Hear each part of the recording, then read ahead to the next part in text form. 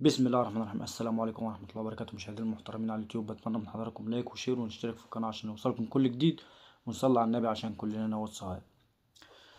يعني أخبار شبه، يعني هي مش مؤكدة بنسبة 90% أو 100%، وهي إن نادي الزمالك يهدد بالانسحاب في كأس السوبر المصري، عشان طبعا كلنا عارفين إن نبيل عماد دونجا عليه عقوبة من اللي حصل في كأس السوبر اللي فات.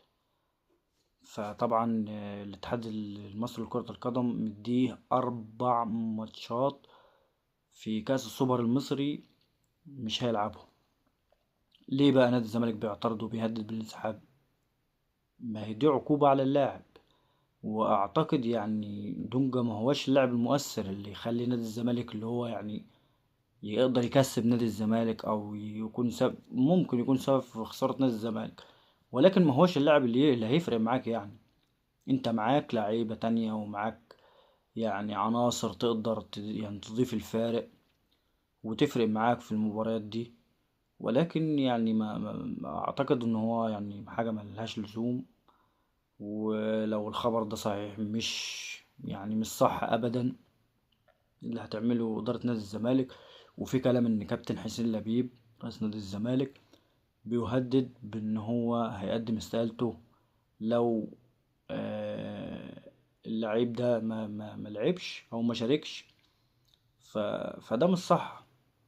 ده مش صح. انت لعيب عندك عليه عقوبة. ايه المشكلة؟ ايه المشكلة لما ميلعبش؟ والاهلي لما اتكلم، الاهلي بيستفسر بيعرف ايه الدنيا، وده من حقه لان ده فريق بيشارك. النادي الاهلي مشارك، فهو من حقه ان هو يسأل، من حقه ان هو يعرف. هما مش ناسيين يعني عشان انت تروح تلاعب اللاعب وتقول مثلا ده هينسوا او كده او كده. لا، انت لو اللاعب شارك انت هتقع عليك عقوبة كنادي، هتقع عليك عقوبة، هتقع عليك عقوبة، وممكن يبقى عليك فلوس اكتر من اللي عليك. فهو ده مش صح. ولا نادي الزمالك بيسبق لربما مثلا يخسر من نادي بيراميدز او ما ياخدش البطولة؟ لو انتوا بتعملوا كده عشان تغطوا على اللي هيحصل، فما اعتقدش الموضوع ده هيدخل على على الجماهير نادي الزمالك.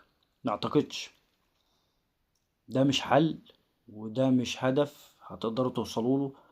جماهير نادي الزمالك اكبر من كده بكتير. جماهير نادي الزمالك مش ده اللي هيدخل عليهم، او مش هيقدروا يصدقوا حاجة زي كده. هي دي وجهة نظري. كل واحد ليه وجهة نظر. السلام عليكم.